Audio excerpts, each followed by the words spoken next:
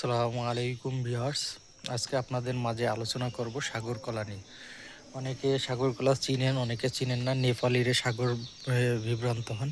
সাগর কলার সাইজটা দেখেন। সাগর কলার সাইজ অত নেপালির মতো অত বড় হয় না। গাছ চিকন হবে, হ্যাঁ, গাছ চিকন হবে এবং গাছ ছোট হবে। আর নেপালি গাছও ছোট হয়, কলা লম্বা হয়, কিন্তু গাছটা হয় অনেক মোটা এবং সাগরের থেকে একটু খাটো। সব থেকে মেইন হচ্ছে সাগর কলা চাষে মেইন হচ্ছে উঁচু জায়গা হতে হবে এবং জলা, মানে কোনো ছায়াযুক্ত স্থানে সাগর কলা ভালো হয় না। তো এই বিষয়ে যদি আমরা গুরুত্ব দিই, ইনশাল্লাহ ভালো ফলাফল পাবো আমরা। আর সব থেকে সাগর কলার সিজন হচ্ছে আপনি চৈত্র ফাল্গুনের শেষ, চৈত্র মাসে গাছ রোপণ করবেন, বৈশাখ জ্যৈষ্ঠের ভিতরে আপনার গাছ বের হয়ে বড় গোট ধারণ করবে।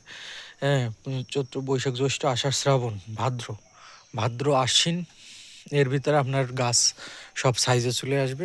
হ্যাঁ, অগ্রহায়ণ মাসের পর থেকে আপনার গাছে ফল আসা শুরু করবে।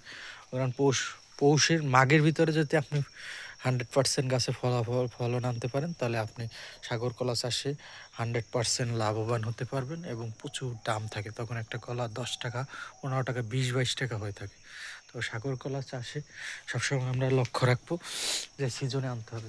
এই যে আমার পিছনে যে গাছটা দেখতে পাচ্ছেন, এটি সাগর, এটা ছায়াযুক্ত স্থানে থেকে এটি সিজনে কখনই আনা সম্ভব না, যার কারণে এরকমের অনাকাঙ্ক্ষিত ভুল সময়ে ফলন আসলে আমরা বাজার মূল্য পাই না। আমরা প্রায় এই ভুল করে থাকি। সাগর কলা সবসময় চৈত্র বা বৈশাখ মাসের ভিতর গাছ রোপণ করবেন। পৌষ মাঘ মাসের ভিতরে আপনার কলা আনতে হবে যেভাবে যত্ন করে। আর যে জমি প্রসেস চাষ পদ্ধতি, এইটা আপনার ঠিকমতো অবলম্বন করতে হবে। মনে রাখতে হবে সাগর কলা উঁচু স্থান, আর্দ্রতা এবং ছায়াযুক্ত স্থানে হয় না।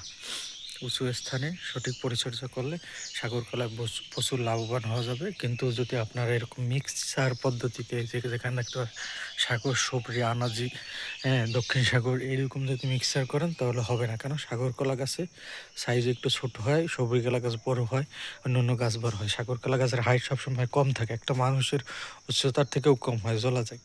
কিন্তু এখানে যে গাছটা দেখতে পাচ্ছেন উচ্চতা বেশি, কেন, এটা ছায়াযুক্ত। তা সবসময় সবরি এবং সাগরের ক্ষেত্রে বিশেষ উঁচু স্থান হতে হবে, ছায়াযুক্ত স্থান হলে হবে না। হ্যাঁ, এবং মাটি ঝুরঝুরে বালি মাটি হলে, দোআঁশ মাটি হলে সব থেকে ভালো হয়। ভিউয়ার্স, এইটা যদি এইসব বিষয়ে ফলো করেন এবং সঠিক পরিচর্যা করেন, তো আপনার সাগর কলা বা সবরি কলা চাষে অনেক গেইন করতে পারবেন। আমাদের ভিডিওটি ভালো লাগলে অবশ্যই আমাদের চ্যানেলটি সাবস্ক্রাইব করে পাশে থাকবেন। ধন্যবাদ সবাইকে।